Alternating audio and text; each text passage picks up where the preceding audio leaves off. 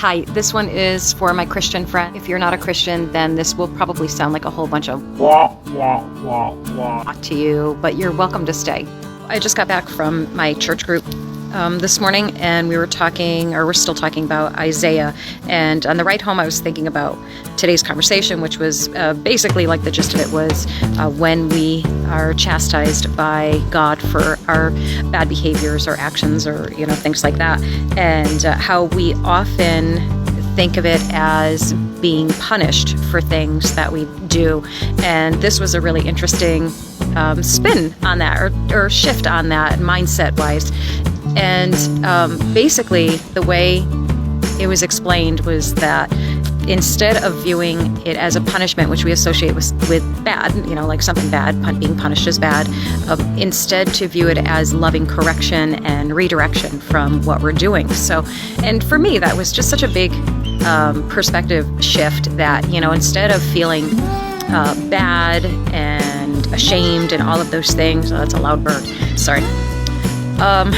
Instead of like taking this in such a negative way, so much better that the sun just went down a little bit behind a cloud. Anyhow, instead of that mindset, if you're viewing it more like a loving father who is correcting you and essentially protecting you from yourself and trying to direct you towards a better path, boy, oh boy, it really changes how you think about everything, right?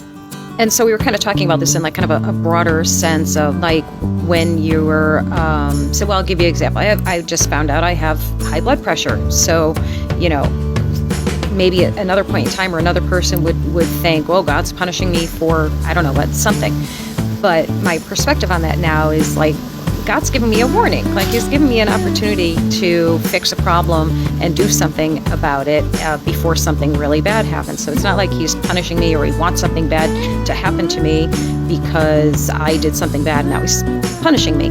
He is giving me that like heads up, like, hey, hon, you got to fix some issues here. You got to do something about it. So I don't know. So that got me also thinking about being chastised by God. If it's necessary like this, it's not necessarily like these big things that happen to you, like finding out you have high blood pressure or having a heart attack or, things like that. It's also, I think it's like quiet things. Like for as long as I've been allowed to, I've had a pretty foul mouth. I like to swear. I drop F-bombs, like the whole works, like pretty foul mouth, long term, like to the point where I don't even hear myself saying it, saying those words until now I do. But before I started my Christian walk, I was like, I'm never gonna not swear. Like that's who I am. That's part of my identity. That's what I do. I don't even know how to not swear, and I'm never gonna stop. And I went so far as to, like, when I started my Christian walk, I went so far as to try and find like scripture or anything that would basically make it okay for me to swear, and I was like saving things. Like there's plenty of different things that people have said, people who like really know scripture and all that stuff, and they'd be like, they'll justify it like, well, it doesn't exactly say that, or here's what it says and this is how you can interpret that, blah blah blah blah blah.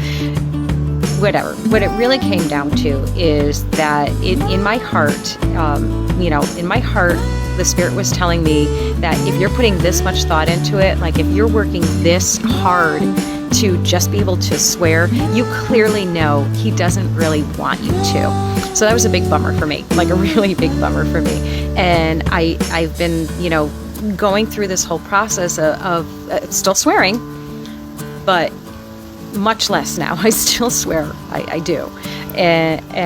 But I'm hearing it now, and that's a big thing. Like I'm hearing it now. I'm stopping myself mid-swear and changing it to another word.